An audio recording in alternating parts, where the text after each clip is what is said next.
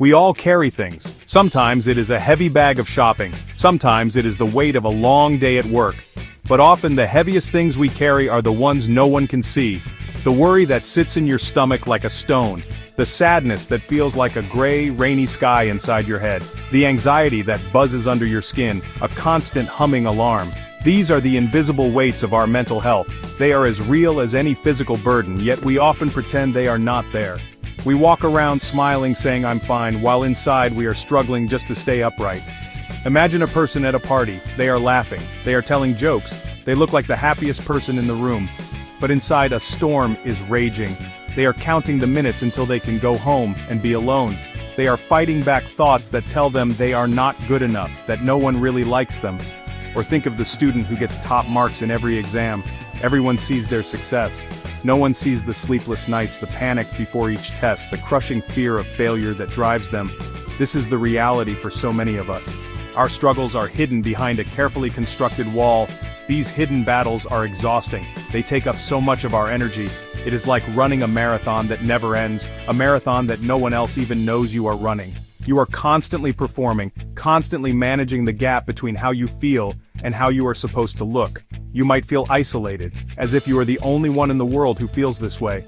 You look at others, at their seemingly perfect lives on social media, and the feeling of being alone deepens. But the truth is, you are not alone, not even close. This invisible struggle is part of the human experience. The first step to lightening this load is to acknowledge that it exists, to stop pretending the weight isn't there. We need to talk about it. We need to be honest, first with ourselves, and then, when we are ready, with others. The moment you say, "This is hard" or "I am struggling," is the moment you begin to take your power back. It is the moment you stop letting the invisible weight define you in secret.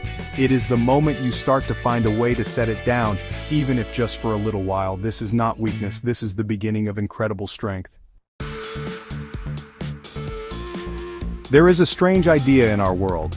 It is the idea that our minds and our bodies are separate things. We understand that a broken leg needs a cast. We know that a fever needs rest. We accept physical illness as a part of life. Yet, when our minds are in pain, we treat it differently. We call it a weakness, a character flaw, something to be ashamed of. We tell ourselves to snap out of it or just be positive. We would never tell someone with a broken leg to just walk it off. So why do we say these things about our mental health? Your mind is a part of your body. It is an organ, just like your heart or your lungs. It can get sick, it can get tired, it can get injured, and just like any other part of your body, it needs care to heal. Having a mental health struggle does not make you weak, any more than having asthma or diabetes makes you weak. It makes you human. It is a sign that you have been strong for too long, that you have been carrying too much. It is a signal from your mind, asking for help. It is a call for rest and recovery. Think of it like this. Your mental health is a fundamental part of your overall health. You cannot be truly healthy if your mind is suffering. Ignoring anxiety is like ignoring chest pain. Pushing through depression is like running on a sprained ankle. It only makes things worse in the long run. Caring for your mental health is not an indulgence. It is a necessity. It is the foundation upon which you build your life, your relationships, your work, and your happiness. When that foundation is shaky, everything else becomes unstable. Empowering yourself starts with this simple, radical idea: my mind deserves care. So, let's make a new agreement with ourselves. Let's agree to see our mental health as what it is, health. Let's agree that struggling is not a sign of failure, but a sign that we need support. Your mind is not your enemy. It is not trying to sabotage you. It is trying to communicate with you. It is trying to survive. When we start to listen to it with compassion, instead of fighting it with shame, we begin the process of healing. We begin to see that our minds, even in their darkest moments, are just trying to find their way back to the light, and we can help them get there. Empowerment begins with a single, quiet act: noticing. It is the first step on any journey of recovery. Before you can change anything, you must first see it for what it is. This means learning to pay attention to your own inner weather. What is happening inside you right now? Is it sunny? Is it cloudy? Is there a storm brewing on the horizon? Often we are so busy trying to control the weather, trying to force the sun to shine, that we don't even notice it has started to rain. We just feel wet, miserable, and confused. Self-awareness is this act of noticing. It is about pausing and turning your attention inward without judgment. When you feel a wave of sadness, just notice it. Say to yourself, ah, there is sadness. Don't immediately try to push it away. Don't scold yourself for feeling sad. Just acknowledge its presence. Emotions are like visitors. Some are pleasant, others are not. But they are all just passing through. If you fight them at the door, they will only push harder to get in. If you let them in and offer them a seat, you will find they often don't stay for very long. Acceptance is the partner of awareness. It doesn't mean you like the feeling. You don't have to enjoy feeling anxious or angry. Acceptance simply means you stop fighting reality. It means admitting, this is how I feel right now. This is incredibly powerful. The moment you stop wrestling with an emotion, you free up an enormous amount of energy. That energy can then be used for healing, for problem solving, or simply for resting. Fighting your feelings is like trying to hold a beach ball underwater. It is exhausting, and eventually it will pop back up with even more force. So try this, a few times a day, just check in with yourself. Close your eyes for a moment and ask, what is here now? Notice your thoughts. Notice your feelings. Notice the sensations in your body. Is your jaw tight? Are your shoulders tense? Is there a hollow feeling in your chest? Just notice. You are not your feelings. You are the one who notices the feelings. You are the sky, and the emotions are the weather. The weather changes, the sky remains. This simple practice of noticing and accepting is the first most crucial step toward taking back your power. Inside many of us lives a critic, a harsh, relentless voice that is very good at pointing out our flaws. It tells us we are not smart enough, not attractive enough, not successful enough. It replays our mistakes on a loop. It compares us to others and always finds us lacking. This inner critic can be the loudest voice in our head, and we often mistake its words for the truth. But they are not the truth. They are just thoughts, and thoughts can be questioned. They can be challenged. They can be changed. The first step in challenging this voice is to recognize it is not you. It is a pattern of thinking, often learned from past experiences, from criticisms we heard from others, or from the pressures of society. Give it a name if you like, call it the gremlin or the judge. When you hear it start to speak, you can say, ah, the judge is back again. This simple act creates distance. It separates you from the thought.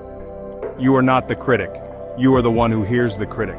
This gives you a space to choose whether or not you want to believe what it is saying.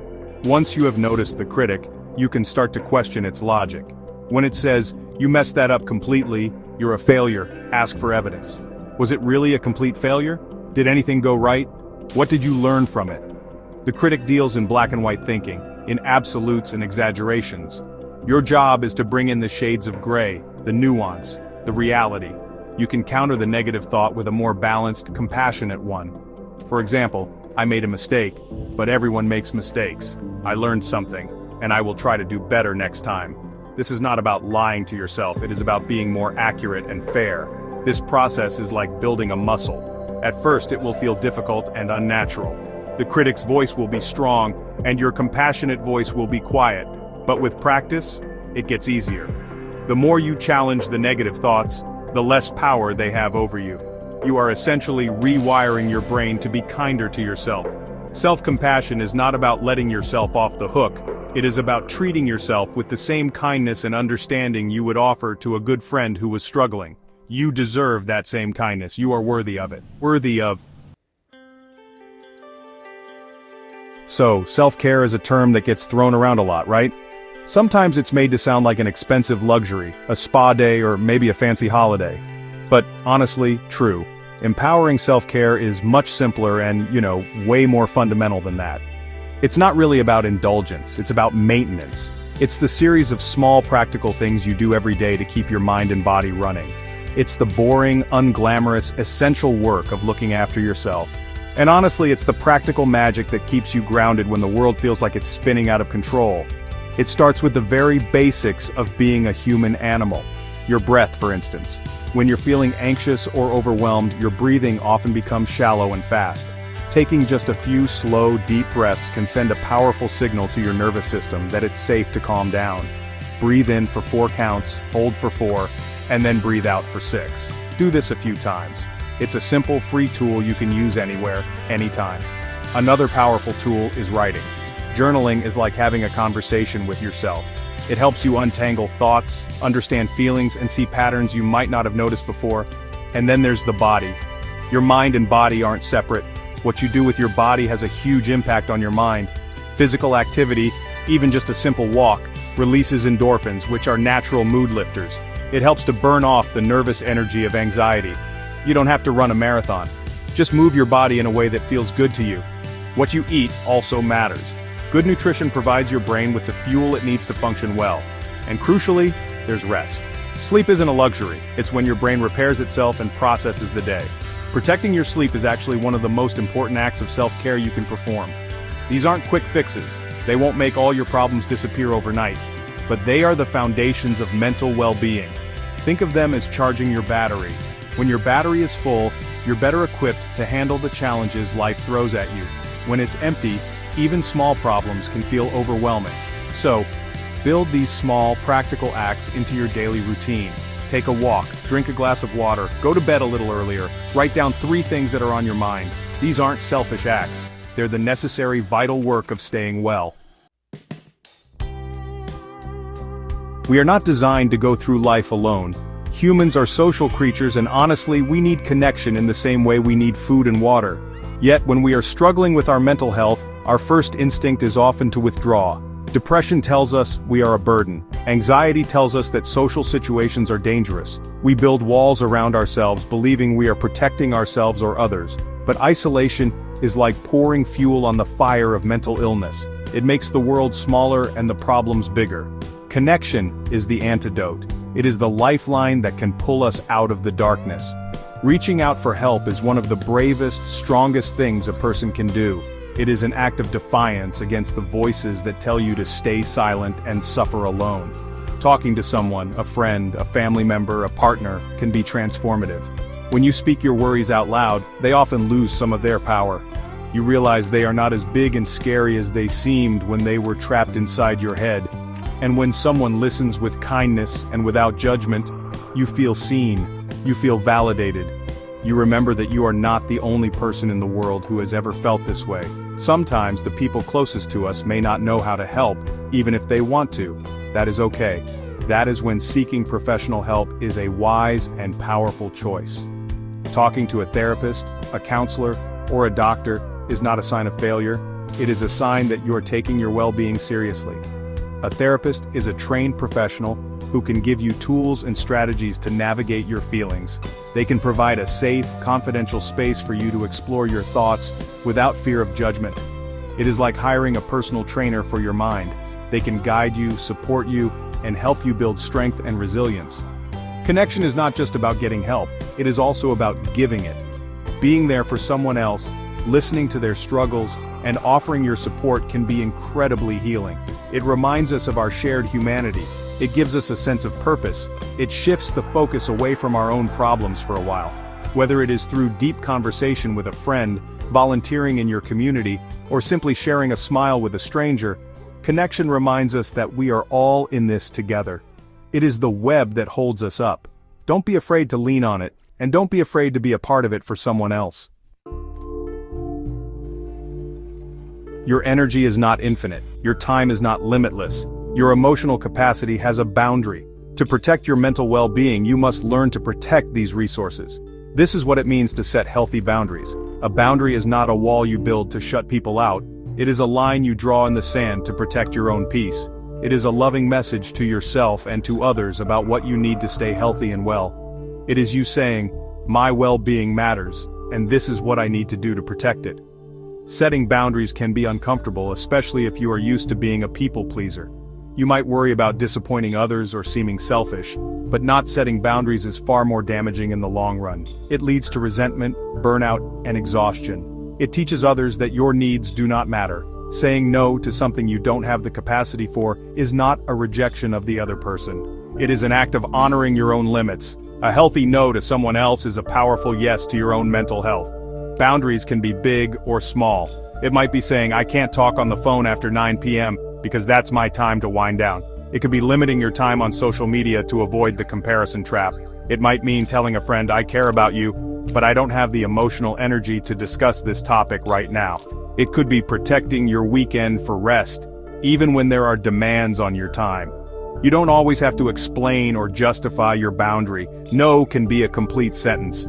Your peace is reason enough. It is important to remember that you are not responsible for other people's reactions to your boundaries. Some people may be upset or push back. That is their issue to manage, not yours. The people who truly care about you and respect you will understand and honor your needs even if it inconveniences them. Setting boundaries is a practice. It takes time to learn what your limits are and how to communicate them kindly but firmly. Start small. Choose one area of your life where you can draw a line in the sand. Notice how it feels. It might feel scary at first, but soon, you will feel the peace and empowerment that comes with it. So much of our anxiety comes from worrying about things we cannot change. We worry about what other people think of us. We worry about the future. We worry about past mistakes. We spend our precious energy trying to control the uncontrollable, which is like trying to stop the tide from coming in. It is an exhausting and futile battle. Mental empowerment comes from a crucial shift in focus, from what you cannot control to what you can. This is where your true power lies. It is a small circle, but it is a mighty one. You cannot control if someone is rude to you, but you can control how you respond. You can choose not to engage. You can choose to walk away. You can choose to remind yourself that their rudeness is about them, not you. You cannot control a global pandemic or the economy, but you can control your daily actions. You can control whether you wash your hands, whether you wear a mask, whether you create a budget. You cannot control the past, but you can control how you frame it in your mind today and what you learn from it for the future. This focus on your circle of control is not about ignoring the problems of the world. It is about directing your energy where it can actually make a difference. When you feel overwhelmed, make a list. Draw 2 columns. In one column, write down all the things you are worried about. In the other, write down what, if anything, you can do about them. You will quickly see that many of your worries fall into the uncontrollable category. For those, the only action you can take is to practice acceptance and let them go. For the things you can control, you now have a concrete action plan. This practice helps to move you from a state of helpless anxiety to a state of purposeful action. Instead of spinning in circles of what if, you can take one small step. You can make that phone call. You can go for that walk. You can cook a healthy meal. You can tidy one corner of your room. These small acts of control are incredibly empowering. They send a message to your brain that you are not helpless. You have agency. You are the driver of your own life, even if you can't control the traffic. Focusing on what you can do, no matter how small, is how you begin to reclaim your sense of power and calm. The journey to mental empowerment is not a straight line. It is a path with twists, turns, and the occasional setback. There will be days when you feel strong and capable, and there will be days when the old patterns of thought and feeling return. This is not failure. It is part of the process of growth. A setback is not a sign that you are back at square one. It is an opportunity to practice what you have learned, to be kind to yourself, and to remember how far you have come. Forgiveness, especially self-forgiveness, is a vital part of this journey. As you move forward, try to cultivate a sense of gratitude. This does not mean ignoring the pain or pretending everything is perfect. It means actively looking for the good, however small. At the end of each day, think of 3 things you are grateful for. It could be the warmth of the sun, a kind word from a stranger, or the taste of your morning coffee. Gratitude rewires your brain to notice the positive. It is an anchor in stormy seas. At the same time, try to connect with your purpose. What matters to you? What makes you feel alive? Acting from this sense of purpose, even in small ways, gives your life meaning and direction. Beware the trap of comparison. In our world of social media, it is easy to look at the curated highlight reels of other people's lives and feel that your own is lacking. Remember, you are comparing your behind-the-scenes reality with their polished final product. It is an unwinnable and miserable game. Your journey is your own. Your timeline is unique. The only person you should compare yourself to is the person you were yesterday. Focus on your own growth, your own path. Celebrate your own small victories. You are rewriting your story, not as someone who is broken, but as someone who is resilient, strong, and learning. So here is your call to action. Today, right now, take one small empowering step. It does not have to be big. Drink a glass of water. Stretch for 2 minutes. Send a text to a friend you miss. Write down one thing you are grateful for. Challenge one negative thought. Take one deep breath. These small steps, repeated over time, are what build a life. They are what build strength, they are what build hope. You are capable of more than you know. The journey starts now with a single step. And you have already taken it just by being here, reading these words. You are on your way. Remember, you don't have to walk this path alone. If you need support, reach out to a friend, a loved one, or a mental health professional. Asking for help is a sign of strength. If this video resonated with you, please subscribe for more empowering content, and share your own mental health journey in the comments or with someone you trust. Your story could inspire someone else to take their first step. Together, we can build a stronger, more compassionate community, one small step at a time.